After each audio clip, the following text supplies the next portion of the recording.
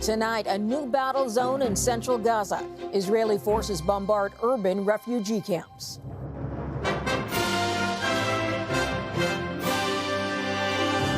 The growing mass graves for Palestinian bodies in a war far from over. There's pressure on both sides to resolve this and to take care of the enormous humanitarian disaster. The vow to crush Hamas as international pressure grows for a ceasefire and the release of hostages.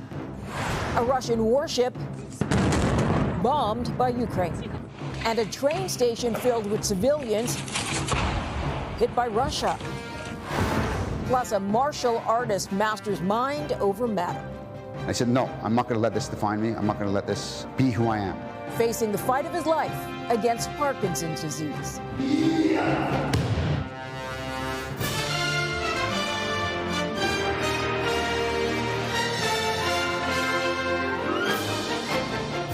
CTV National News with Omar Sachedina. Reporting tonight, Mirella Fernandez. Good evening. First, it was the north, then the south. Now the Israeli military is targeting central Gaza, striking refugee camps in an intense bombing campaign. Israel says there is a Hamas training camp in the area. The region has been home to about 60,000 Palestinians already displaced from the north. And today, Israel returned the bodies of 80 unidentified Palestinians to Gaza. The remains being buried in a mass grave in Rafah.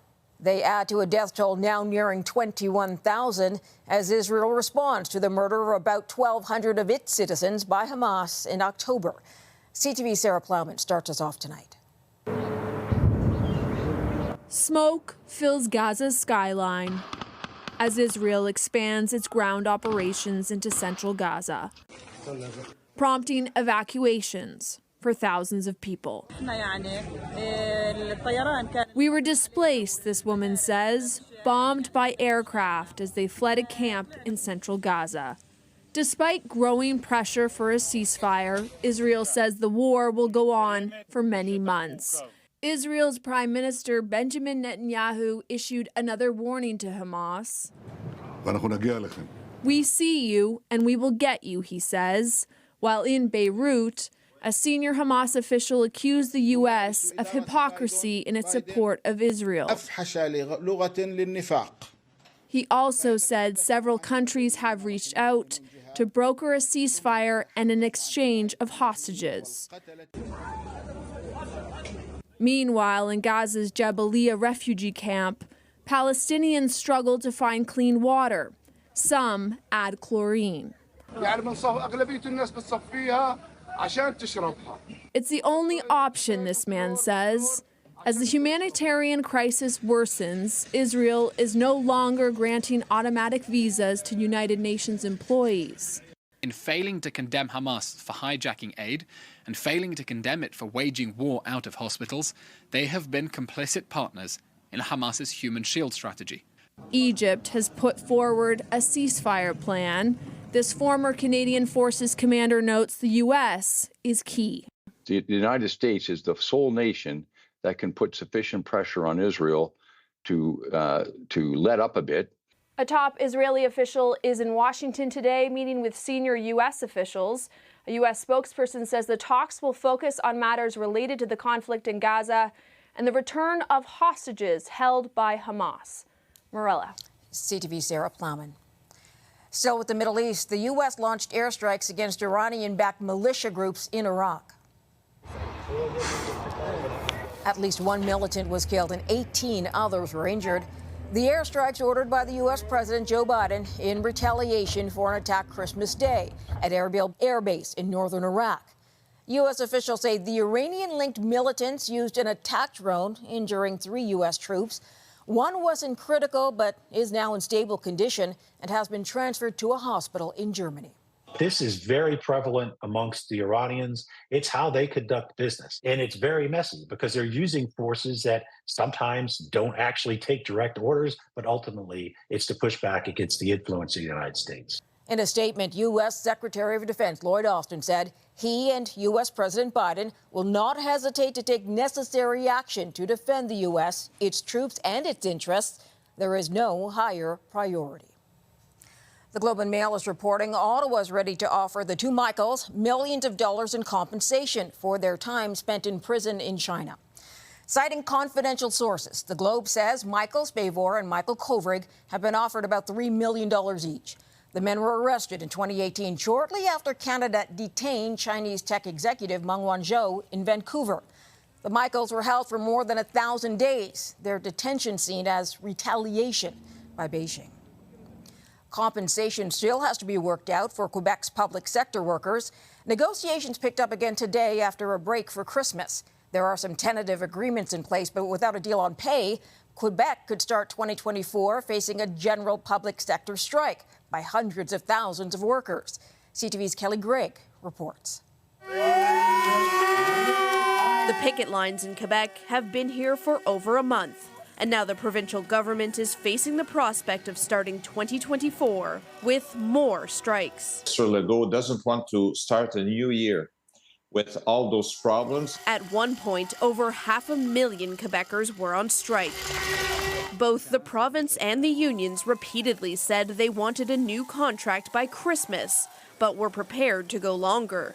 We're ready if it goes after Christmas. We're ready with a general strike. The Premier himself said at the beginning of December it was out of hand. It's unreasonable, unacceptable for our children not to be at school right now. Please, we have to help our children.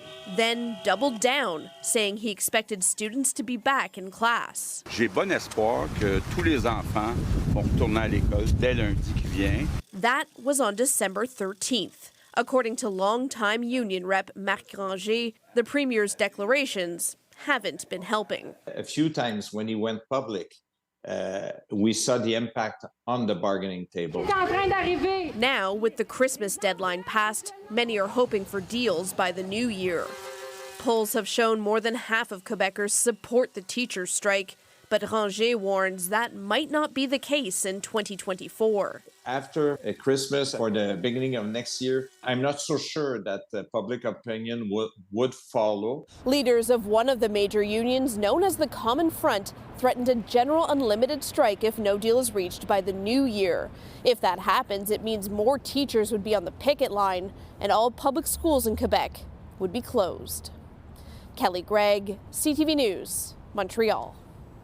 The ongoing strikes and inflation did not stop shoppers in Quebec from looking for the best deals this Boxing Day. Actually, I just saw a TV that's $600 less price for a Samsung 75-inch, which is amazing. It's HD. Many Canadians are changing their buying habits because of rising costs. It's not what it used to be, where people were like, oh, I would never buy secondhand as a gift. People are appreciating it more. In the capital, malls and shopping centers were packed with bargain hunters on typically one of the busiest shopping days of the year. Saving $110 on it, and the last piece, there you go. Savings has been the mantra as Canadians take a hard look at their budgets. CTV's Hafsa Arif on how people in Halifax are trying to score deals on everyday essentials. It's a pursuit of budget-friendly grocery options that brings Nova Scotians to Gateway Meat Market.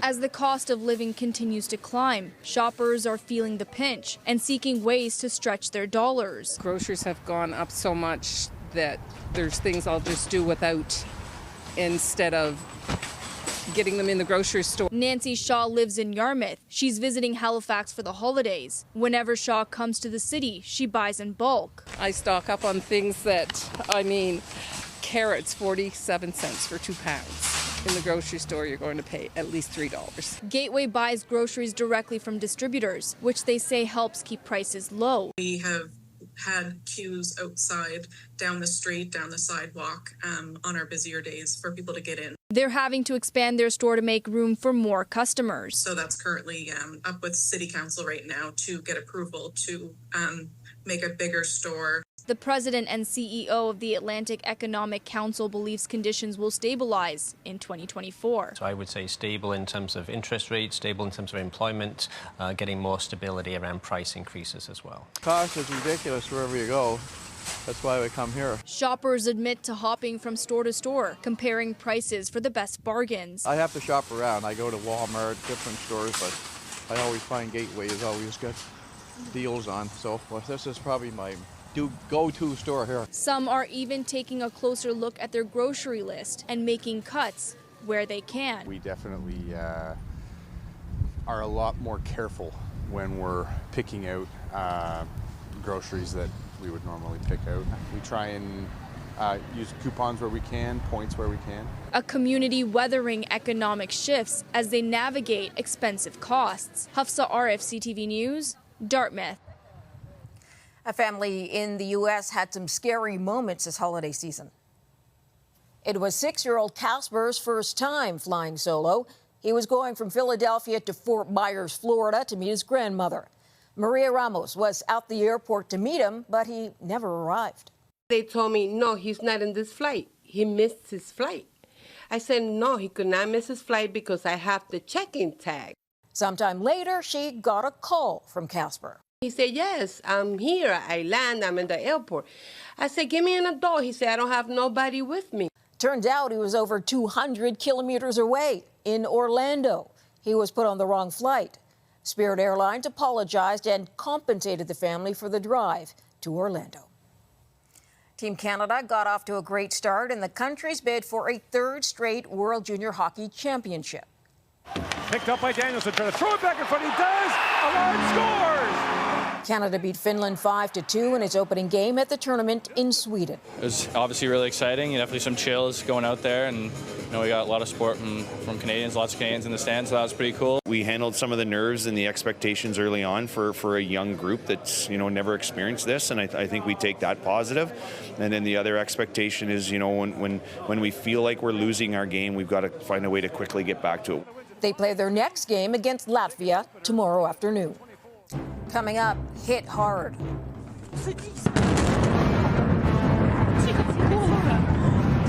Ukraine delivers a dramatic blow to the Kremlin's Black Sea fleet.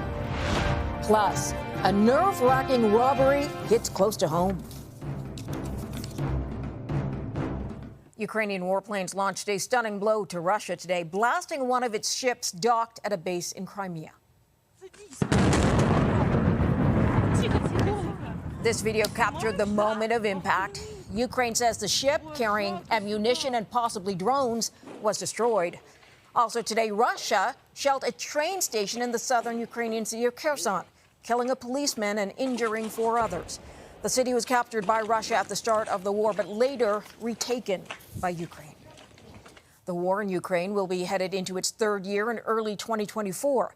It's a crucial time as U.S. and NATO's pledge to support Kyiv as long as it takes is now at serious risk. Now with number 7 in our top 10 stories of the year, here's CTV's Joy Melvin. With the delivery of new tanks and weapons for Ukraine, the year began with great optimism. But months later, with hopes of driving out the Russians, the front lines have barely budged. Missiles still rain down on homes and villages, intense fighting killing thousands, even as Ukraine claws back territory. And uncertainty over military funding hangs over this slow, grinding, and bloody war. The question is, can the Ukrainians now, having run a counteroffensive, dig in, receive the Russian blow without breaking? The Russians are feeling their oats a bit. They've moved to a full-throated war economy, so they are in this to win it. For Russia's President Vladimir Putin, it's what he's been waiting for. Despite staggering losses of his soldiers on the battlefield, new alliances keep him in the fight. Ammunition from North Korea's Kim Jong-un, weaponized drones from Iran have given Russia an edge. It's a remarkable turnaround for Putin, indicted as a war criminal by the international community for forcibly taking Ukrainian children. And in June, as tanks moved on Moscow, Putin faced down a rebellion many thought would crush his grip on power. The revolt led by longtime ally Yevgeny Prigozhin, whose private army fought some of Putin's bloodiest battles, using prisoners he recruited, promising them pardons and freedom. But the resistance fizzled in a day. Soon after, Prigozhin's private plane exploded mysteriously in midair. Meanwhile, the West and Europe insist they remain committed to Ukraine and its embattled president, Volodymyr Zelensky. This is extremely important. We want to support Ukraine. Welcomed in Canada, home to many Ukrainians, with a pledge of millions for tanks, weapons, and training for fighter pilots. Morning, Mr. President. As for America, U.S. President Joe Biden visited the capital, Kyiv, declaring unshakable support, bringing Zelensky to the White House 3 times. It's great to be at your side once again. We're going to stay at your side. But by year's end, the pot of money was running out. Support seemed shaky, especially among Republicans. What is the end goal here? How long does this go? Until the president can articulate the answer to those questions, I don't know why we would write another blank check. With U.S. politics at play, many believe it's unlikely Putin will do anything before the next presidential election. Should Donald Trump, a self-declared Putin admirer, win in 2024, he's boasted he'll get a peace deal in 24 hours. Many fear that could mean pulling out of NATO and cutting off U.S. aid altogether. I doubt 2024 will see peace. I think both Russia and Ukraine are determined to fight until 2025. Despite the setbacks, Zelensky soldiers on, refusing any suggestion Ukraine will give up land to Russia for peace. In Ukraine, we are fighting for our country and freedom, and also in Europe, we say for our freedom and yours. Telling the world not to forget about this war ahead of what promises to be another brutal and painful year for Ukraine. Joy Malbin, CTV News, Washington. It's a painful loss for a California couple robbed just steps from their own front door. Their screams for help were heard on camera. Thieves followed the couple home and robbed them in their own driveway. The family says the husband and wife were followed to several locations before the attack. The thieves getting away with thousands of dollars worth of precious family heirlooms. Straight ahead, holiday Barbie boom. Barbie's always been a big part of my personality and a big part of my childhood and into my adulthood. The blockbuster flick fueling passion for an old favorite. The success of the movie has dramatically grown the Barbie brand. But one Saskatchewan woman is no flyby fan. She's always adored the doll, and her holiday is built around Barbie. CTV's Alison Bamford reports. Every doll has a memory. Every ornament has a memory. Ashley Dorland was living in a Barbie world long before the Barbie-verse blew up the big screen. Barbie's always been a big part of my personality and a big part of my childhood and into my adulthood. For Dorland, the doll is synonymous with Christmas, and every year since the 90s, she's collected the holiday Barbie and matching ornament for her tree. You know how every Christmas there's an It toy? Well, every Christmas there's also an It Barbie. This Christmas, she's not the only one going pink. This year we went with the big theme of the Barbie. This library in Southern Ontario incorporated the doll in its annual Christmas tree decorations. We really love it. And it's worth it to see people come in and just want to wander around and look at the trees. The Barbie bandwagon is fueled by the blockbuster hit that became the highest grossing film of the year. The maker of the Barbie doll, Mattel, saw toy sales boom in the third quarter of 2023, surpassing Wall Street estimates. Barbie in the real world. That's impossible. The fanfare may die off when moviegoers cling to the next big hit that makes its way to theaters. But for Dorland, it's a Christmas tradition that will stand the test of time. I think it's really, really important to hang on to those childhood traditions. I will have Barbie up until I'm 80. This will be something I do every year. Alison Bamford, CTV News, Regina. After the break, rolling with the punches. I said, no, I'm not going to let this define me. I'm not going to let this be who I am. A martial artist fighting to win the battle against Parkinson's. A 54-year-old Montreal man stunned competitors by winning 2 medals at a World Karate Commission tournament in Florida. Neither the crowd nor the judges knew he had a secret, one that should have hindered his effort, but ended up helping him do his best. Here's CTV's Rob Lurie. Just another day at the office for martial artist and real-life action hero Haskell Garmez. We train in a Japanese mentality, which is disciplined and strict and rigid. And I like that. He's been doing this for 40 years and now gets a lot of satisfaction passing on his kung fu wisdom to his students. His story is the ultimate triumph of mind over matter. It all started 3 years ago. Haskell wasn't feeling well. I got up from my kitchen table and I fell down. And I got up a second time and I fell down and I said to my wife, I said, something's wrong, something's not right. He went to the doctor, who would later confirm it was Parkinson's disease. He was devastated. Everything I do is physical, from martial arts to weightlifting to training people in gymnastics movements or bodyweight movements to martial arts training to combat training to self-defense to fitness. That's how I've defined my entire life. It was killer. And the first 5 days were absolutely disastrous. And I get emotional thinking about it. It was 3 years ago. Haskell thought of one thing he repeatedly tells his students: get up, don't stay on the mat. I said, no, I'm not going to let this define me. I'm not going to let this be who I am. I live with Parkinson's, but I'm not going to be a victim of Parkinson's. There have been challenges. His muscles get stiff and his fine motor skills are diminished.